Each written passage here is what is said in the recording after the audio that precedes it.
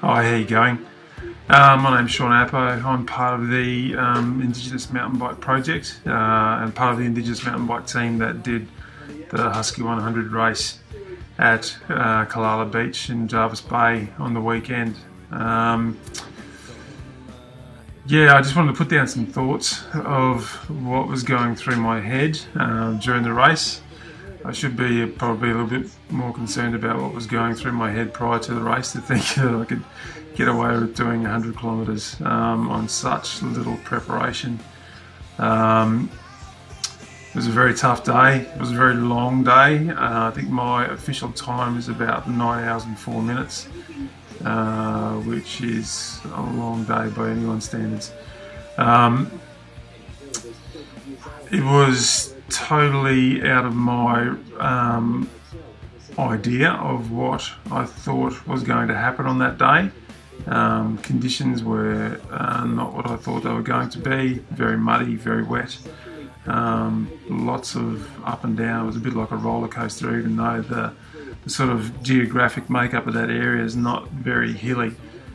Sort of found ourselves going up and down the side of a hill a number of times, and the track kind of folded back on itself quite often, so you could see the riders either in front or behind you quite close as they're going around a different section of the track. So I guess it's probably a credit to the organisers to squeeze 100 kilometres out of such a small geographic area, but yeah, very, very tough race. I think definitely mentally and physically the toughest thing I've done in my life to date. Other than working with Ben Bowen. So, I mean, some of the things that were going through my head, I used lots and lots of different things to try and keep myself going when it was getting tough. Simple things, like simple technical things like concentrating on circular pedalling, that technique where you're able to put pressure on the pedals all the way around the circle in the circular motion. Thinking about my family, how my sons would view this, when we got a little bit older, or when they got a little bit older, which of course means I'll be getting a little bit older.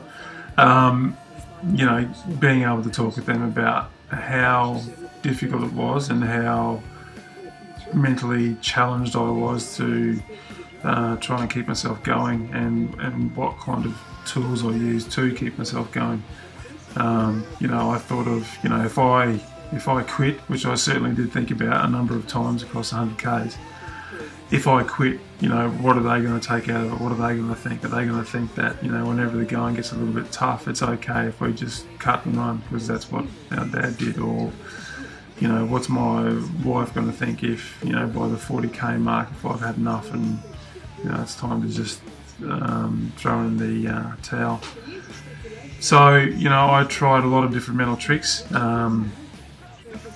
Lots of people talk about when they do endurance sports or endurance challenges that, that little voice inside them tells them to stop, or tells them that they can't make it, or whatever it was. So as soon as I heard that little voice, I, almost like an out-of-body kind of thing, where I knew it was talking to me, and I was able to separate myself from the voice and say, look, I know what you're trying to do. I know, all of these messages. I know it would be easier if I just quit, but in sort of stepping side by side with that voice, I guess I was able to separate myself from it and say, look, it's just that negative part of everybody that's saying, you don't have to go through this, or you don't need to go through all this hardship. You could just take the easy route out, and that was something that I knew I couldn't take, and I didn't want to take. So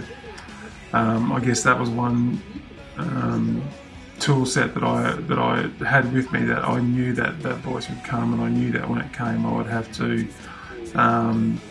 sort of reason with it and reason within my own mind about how we were going to move forward, which was difficult, and it certainly happened probably maybe 4 or 5 times throughout the race.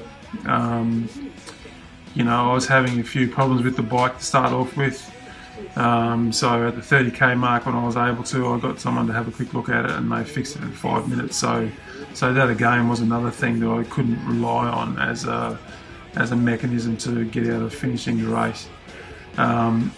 But having said that, it gave me a bit of a boost. So now it wasn't about my bike letting me down. It was always going to just be me in the end. So that was another barrier that I could just forget straight away. Family, you know, a lot of family who's not with me anymore, a lot of friends who aren't with me anymore. I certainly thought of them. I thought of some of the struggles that they went through in their lives. I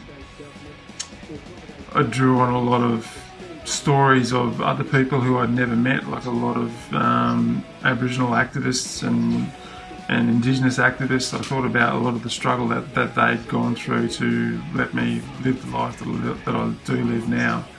And I think about a lot of the activists still who are doing a lot of work, and not just activists, but people who every day are sort of raising the bar for what Indigenous people can have in this country now, or possibly are still fighting for, but they're reaching newer benchmarks every day. So I thought about a lot of people who are making those challenges and making those efforts, and you know, riding 100 k's on a bike through a bit of cold and mud across 9 hours is a pretty small sacrifice to sort of pay homage to some of the things that they've had to live through and deal with. So I'm not trying to say that what I did was anything on their level, but you know, I certainly drew a lot of inspiration from thinking about some of those stories that I knew, that I read about, that I heard about, and saying, you know, what you're doing is really nothing compared to that, so just suck it up and get moving. So yeah, I guess, you know, as I was told, I would go to some very dark places, and I did go to some very dark places, but what I came out the other side with was a set of tools that I can now use to get me through similar tough times in my life, whether they be tough times at work, tough times with study, tough times with family, whatever it might be. You know, I know that I can see it through. I know that I can reason my way through a lot of challenges, and I know now that I have strength that I can draw on to get me through those tough times, and I have strength that my family can draw on as well, if that be just through a conversation with them, to say, look, I did this and this is how I got through it. Whatever those tools might be and however those tools are now used, I've got them. So I may not go as far as recommending that everybody do a 100-kilometre mountain bike ride, particularly through those kinds of conditions, but I will go as far as saying, you know, we need to challenge ourselves and each other to keep striving to raise that bar and to be reaching new benchmarks every day. So, thank you.